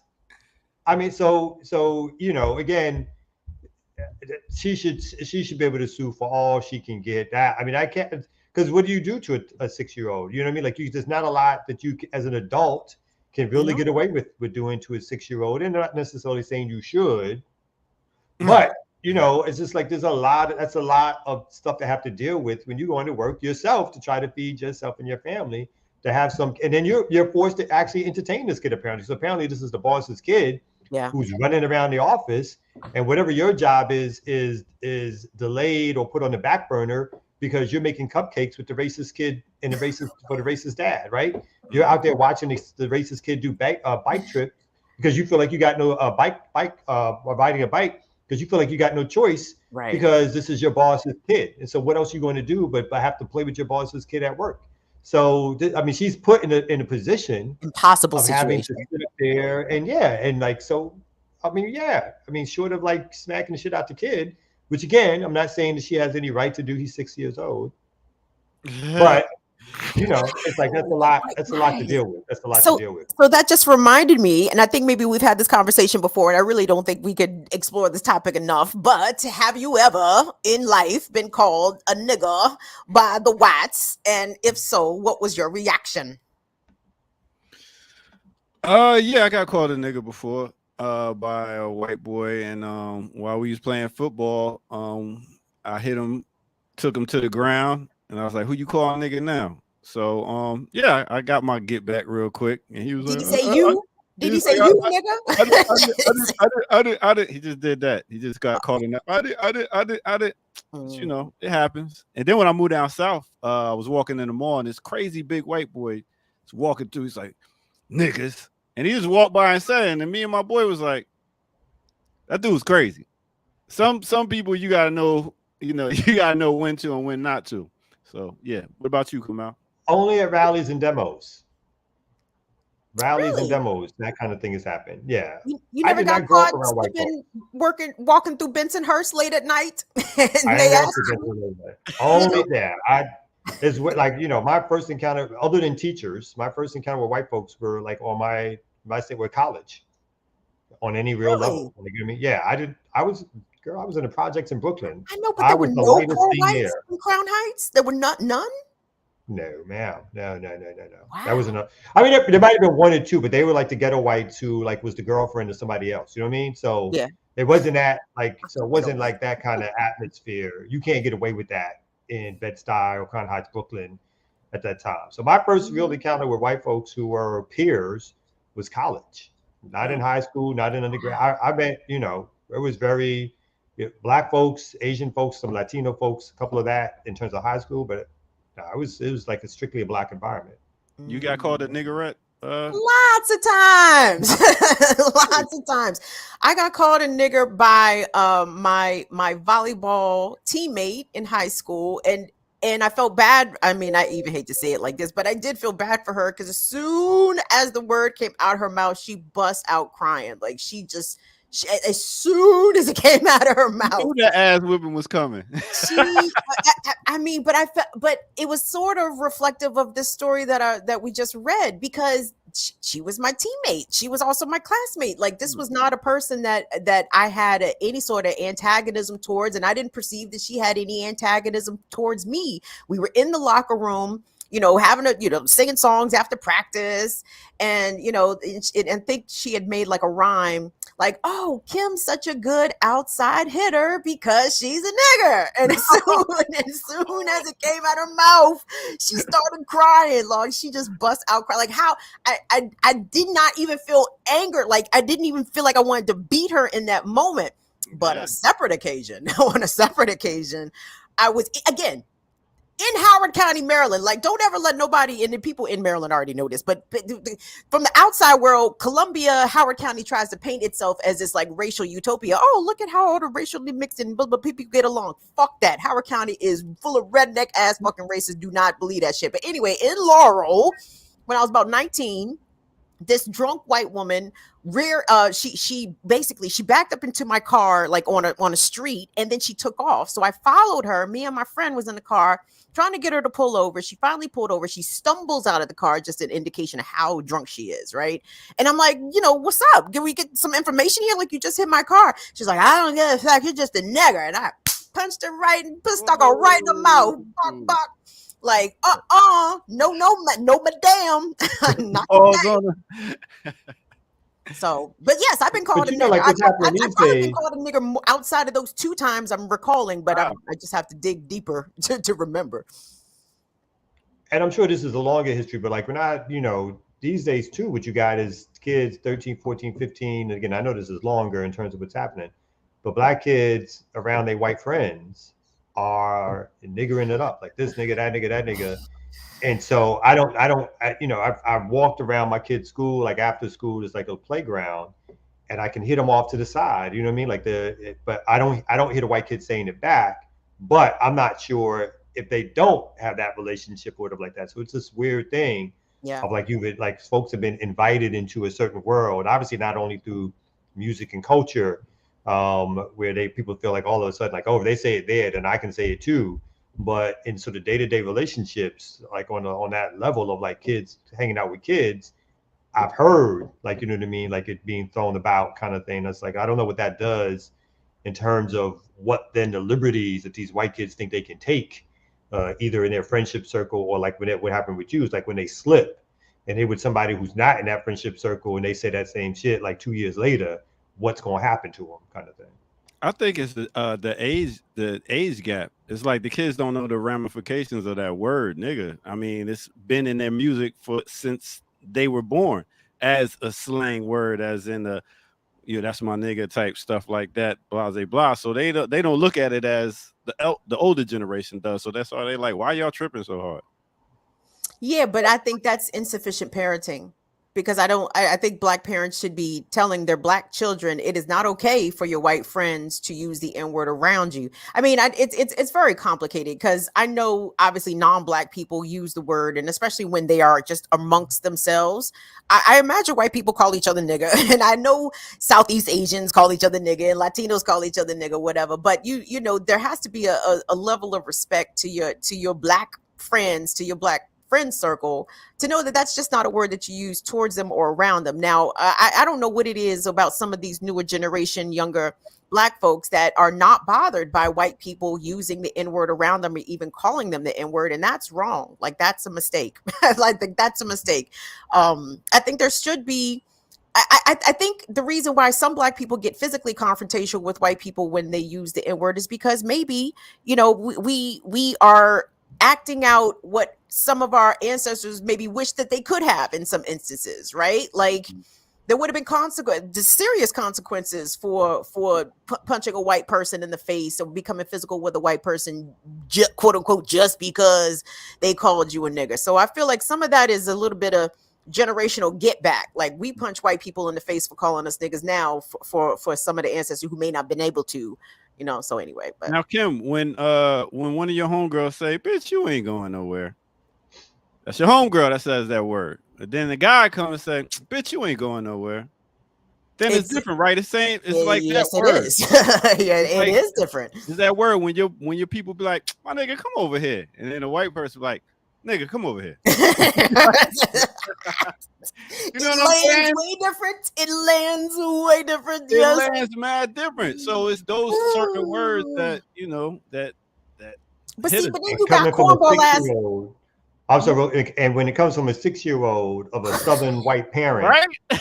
You know it's gonna land different because you know that's not about hip hop redefining the word, being in a certain circle and hearing it. Ain't none of that applying. That's all about some racist dad, and again, racist family up in their house and figuring it up. And this kid hearing it and using it and thinking it's a natural part of language. And as soon as they get a chance to, you know, it's a 6-year-old kid. So if they hear it, soon they get a chance to sort of take it and use it against somebody who they know it's meant to be used against, they're going to do it. Mm-hmm. Again, white parents, radical white parents, maybe teach your kids to punch the racist white kids in the face, to stand up for their black friends. Don't even let your black friends stand up, white child. You go punch little Johnny right in his nose for using the N-word and calling people niggas. I mean, again, I know y'all be like, you know, we shouldn't advocate violence. No, we shouldn't. But sometimes violence is the only language some people understand, straight up. Well. It's funny that when we talk about children, and Ear Doctor's the bad guy when it comes to, like, sometimes the kid when you throw your kid down the steps, you mean? When you throw your kids down the steps? When the kid needs to get tapped in the chest, because just like, you know, you could tell a kid that the fire is hot, but sometimes the kid got to feel the fire to really know it's hot. I'm talking about it within their peer group, Ear Doctor, not adults lopping up children. I'm talking about another 6-year-old need to whoop that little racist 6-year-old's ass, whip his ass. Tell your 6-year-old to go fuck that 6-year-old up. I'm gonna have to sit down with some parents and talk about this whole child rearing thing, how it's changed over generations, and how it definitely has. Yeah. Oh, I mean, and now how it's like, go sit in the corner. Well, for the most part, it's probably been a good movement, right? To lessen the amount of physical punishing physical abuse or the hitting of kids. It's you know, in general, I think we're going in a good direction to not think that hitting kids with tree branches or switches or tracks or all that shit should be a normal part of raising your child. Like, some of that stuff, again, we take out our own anger on our kids, the frustration of kids, the frustration of our days, and it squarely can be put upon a 7 or 10 or 12-year-old who's being disobedient, to the larger detriment of the child. I mean, obviously, in some short-term way, it may stop that kid from doing something, and it may have some positive effects. I'm not suggesting that every beating is a bad beating, but we do have to understand that an over-reliance on that method of child rearing can definitely lead to like negative results. And I think there's studies that show that and the rest of it. So in general, I would say I think it's moved in a good direction. But I'm like, you know, I'm not there yet completely where, you know, I'm just going to sit down and talk in a rational voice and have a back and forth. There are limits to everything.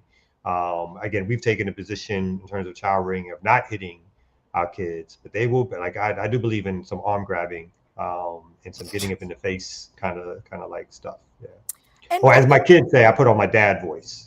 It's a dad voice, and they know that's like, you know, we're not playing no more. You know, so. We're not friends right now. And I think it's important for adults to be honest with themselves. Like if you were raised getting spankings, beatings, or etc., and people be like, "Well, I got beatings and I'm all right."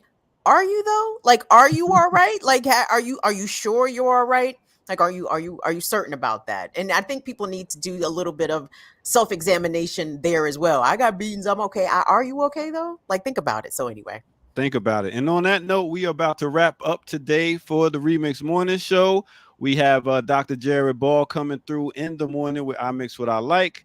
We got Warriors class coming up. We got, I think Jackie's doing something. Hey, Kim. People's Power Lunch, probably tomorrow or here on Black Power Media. Burn It Down with Kim Brown will be on Friday, 7 p.m. So, you know, we're getting the show together. So come on and over, hang out, give us a subscription. This is the final week of our fall fundraiser. So if you have just seriously, like a couple of dollars, I'd be so happy to see $2 donations. Y'all don't even understand. So like if you have literally a couple of extra coins to help contribute to keep Black woman-led independent media alive and thriving on YouTube, and please do that. Or you can feel free to support us in the free ways by giving us subscriptions, likes, and follows on social media, different places. Thank you. And come check. We got another couple of weeks. I'm sorry, a couple of weeks for our fall fundraiser. I put it in the chat. I put it in the chat again. We've had over 40 donations so far. But look, we get over 1,000 views for this show. We get 3,000, 4,000 for different shows. So we need y'all to, as much as you can. Like, hey, it's check week. It's 10/13. Tomorrow's the 14th. I don't want to hear people ain't got their money. It's not even the first of the month. Y'all paid the rent already. We can get a little something. We got dibs on them 15 checks. We got dibs. I hit up our producer Dev to get a clip. So we're gonna give y'all a clip and see some of the work that's being done, so y'all can be like, oh, they for real. All right. So with that said, like I said, join me Sundays at 8 p.m. I might have a guest DJ. So that's what it is. This is the Remix Morning Show, and we are out. See y'all. Have a good one.